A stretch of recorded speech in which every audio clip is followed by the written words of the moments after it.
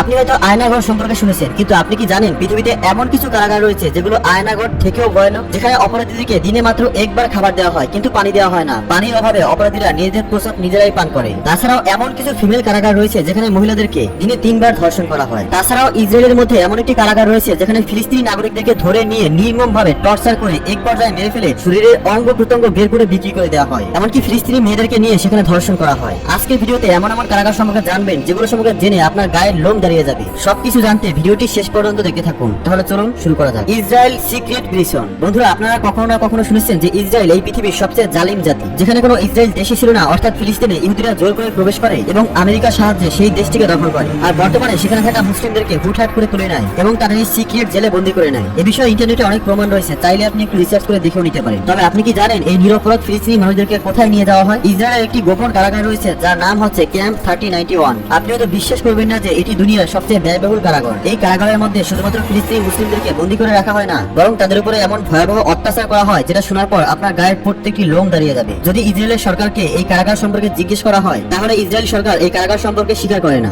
এমনকি এই কারাগারের ভিতরে সাংবাদিকদের যাওয়া সম্পূর্ণ নিষেধ রয়েছে। এই কারাগারটি ইসরায়েলের এক্সাক্ট কোন লোকেশনে অবস্থিত সেটা এখনো পর্যন্ত আইডেন্টিফাই করা যায়নি। এখানে নারী পুরুষ উভয়কে চোখ বন্ধ করে নিয়ে যাওয়া হয়, তারপর কারাগারে নিয়ে গিয়ে তাদেরকে খারাপভাবে নির্যাতন করা হয়। কিছু কিছু সময় সুন্দরী মেয়েদেরকে ধর্ষণ করা হয় এবং সেই কাজ করে ওই দেশি ইসরায়েলি মিলিটারিরা। আর ছেলে কয়েদিদেরকে ধরে নিয়ে নির্মম টর্চার করা হয়। এমনটা শোনা যায় যে সেখানকার কয়েদিদেরকে ধরে নিয়ে হাত পা বেঁধে জীবিত অবস্থায় তাদের দেহের অঙ্গ প্রত্যঙ্গ, বিশেষ করে কিডনি, লিভার, ফুসফুস, এই সমস্ত অঙ্গ প্রত্যঙ্গ বের করে বিক্রি করে দেওয়া হয় এবং লাশটিকে মাটি চাপা দিয়ে দেওয়া হয়। এখান থেকে একজন সৌভাগ্যবান কয়েদি পালিয়ে এসেছিল এবং এই সকল তথ্য মিডিয়াকে জানায়। আর কিছু কিছু কয়েদিদেরকে এতটাই টর্চার করা হয় যার ফলে তারা নিজেরাই এদের মৃত্যু কামনা করে। তাহলে একবার ভেবে দেখুন ইসরায়েল কতটা বর্বর এবং অত্যাচারী জাতি। Coconut trade prison. এখন যে কারাগারটি দেখতে পাচ্ছেন এটা ফরাসি জাতিরা বানিয়েছিল। এই কারাগারের ভিতরে 40 জনেরও বেশি কয়েদিকে রাখা হয়। এর সবচেয়ে ভয়ঙ্কর বিষয় হলো এর চারিপাশে হাই ভোল্টেজ বিদ্যুতের তার লাগানো রয়েছে। যদি কোনো বন্দী এই কারাগার থেকে পালিয়ে যাওয়ার চেষ্টা করে, এর ফলে তার এমন শক লাগে যার ফলে তার মৃত্যু ছাড়া আর কোনো রাস্তা থাকে না। তবে এই কারাগারের ভিতরটা এর থেকেও বেশি খারাপ অবস্থা। প্রথমে বন্দীদেরকে দড়ি দিয়ে বেঁধে ছাদের সঙ্গে ঝুলিয়ে দেওয়া হয়। এরপর তাদেরকে মারতে মারতে লাল বানানো হয়। আবার মাঝে মধ্যে তাদেরকে কঠোর শাস্তি দেওয়ার জন্য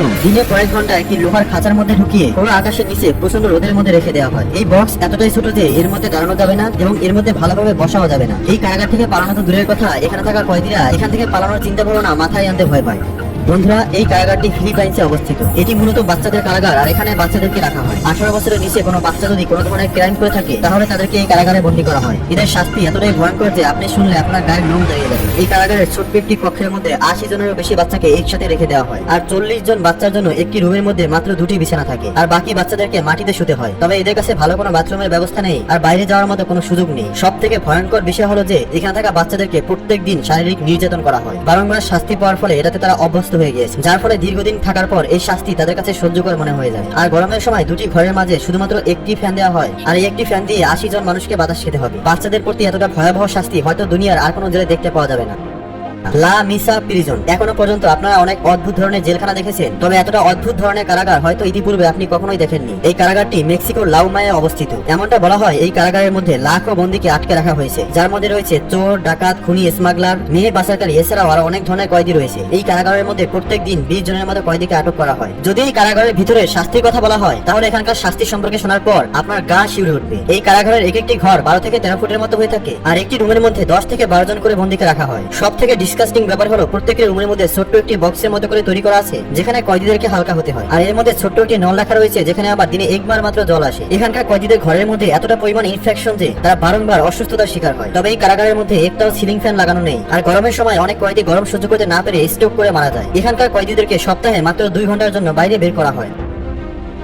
কোট বালওয়ান জেল। এটি হলো ভারতে অবস্থিত সবচেয়ে ভয়াবহ জেলগুলোর মধ্যে একটি। কিছু মানুষের মতামত অনুসারে এখানে কোনো কয়েদিকে বন্দী করার পর কিছু মাসের মধ্যে তার অবস্থা এতটাই খারাপ হয়ে যায়। এটি কাশ্মীর শহরের বালুয়াতে অবস্থিত। এই কারাগারে কাশ্মীরের মানুষের পাশাপাশি ভয়ঙ্কর টেরোরিস্টদেরকেও রাখা হয়। এখানে বন্দী থাকা টেরোরিস্টদেরকে শাস্তি দেওয়া হয় ইলেকট্রিক শক দিয়ে, আর কয়েক ঘন্টা পর্যন্ত উলঙ্গ অবস্থায় একটি ঘরের মধ্যে রেখে দেওয়া হয়। আবার উল্টো ঝুলিয়ে বেধড়ক মারের কথাও বলা হয়েছে। 1993 সালে এখানে একটি ভয়াবহ ওপেন ফায়ারের ঘটনা দেখা যায়, যার ফলে 4 জন কয়েদির মৃত্যু হয়। 2004 সালে আরো একটি ঘটনা নথিভুক্ত করা হয়, যেখানে কিছু কয়েদি তাদের কেবিন থেকে বাইরে বেরিয়ে এসেছিল এবং হঠাৎ করে হেলিকপ্টার করে কেউ আসে এবং উপর থেকে এলো পাথরে গুলি চালায়। তাছাড়াও বেশিরভাগ সময় এই জেলের মধ্যে বন্দীদেরকে বেধড়ক মারের ঘটনাও শোনা যায়। Black dolphin prison. এই কারাগারটি মস্কোতে অবস্থিত আর এটি 1917 সালে তৈরি করা হয়েছিল। এই কারাগারটিকে প্রথমবার বাইরে থেকে দেখে অনেক ছোট মনে হবে, কিন্তু এর ভেতরে যে সকল কয়েদিরা রয়েছে তারা খুবই ভয়ঙ্কর। এখানে কোনো সাধারণ চোর বা ছোটখাটো কোনো কয়েদিকে রাখা হয় না। যে সকল কয়েদিরা এখানে রয়েছে তারা বেশিরভাগটাই বড় ক্রাইম করে এখানে আসে। এই জেলখানা এমন রেকর্ড রয়েছে, একটা ঘরের মধ্যে প্রায় 100 জন কয়েদিকে জোর করে আটকে রাখা হয়। যদিও বা সেই ঘরটি 10 জন অপরাধীর জন্য তৈরি করা হয়েছে, কিন্তু শাস্তি স্বরূপ তাদেরকে এইভাবে জোর করে রেখে দেওয়া হয়। অধিকাংশ অপরাধীকে শোবার জন্য বালিশ পর্যন্ত দেওয়া হয় না, যার ফলে বাধ্য হয়ে তাদেরকে মাটিতে শুতে হয়। আরো একটি তথ্য হলো, যখন গরম শুরু হয় তখন এই কারাগার লাভার মতো গরম হয়ে ওঠে। 100 জন অপরাধীর জন্য শুধুমাত্র একটি সিলিং ফ্যান বরাদ্দ করা হয়েছে। আর অত্যাধিক ভিড় থাকার কারণে এই সকল কারাগারগুলোতে কয়েদিদের রোগে আক্রান্ত হওয়ার সংখ্যা অনেকটাই বেশি। গোপন খবর অনুযায়ী জানা যায় এই কারাগারের মধ্যে এইডস রোগে আক্রান্ত অনেক কয়েদি রয়েছে, যাদের সংস্পর্শে এসে অন্যান্য কয়েদিরাও আক্রান্ত হচ্ছে। আর এইডস রোগে আক্রান্ত হলে মৃত্যু নিশ্চিত, সেটা আপনারা সকলেই জানেন।